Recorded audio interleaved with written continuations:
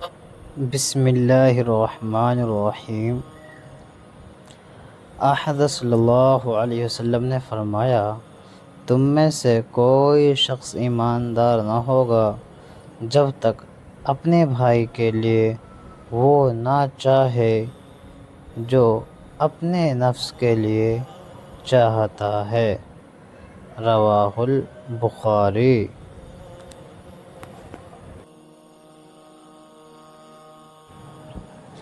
حضرت ابو ہریرہ رضی اللہ تعالی عنہ سے روایت ہے کہ رسول اللہ صلی اللہ علیہ وسلم نے ارشاد فرمایا، قسم ہے اس ذات کی جس کے ہاتھ میں میری جان ہے، تم میں سے کوئی بھی ایمان والا نہ ہوگا جب تک میں اس کے والد اور اولاد سے بھی زیادہ اس کا محبوب نہ بن جاؤں۔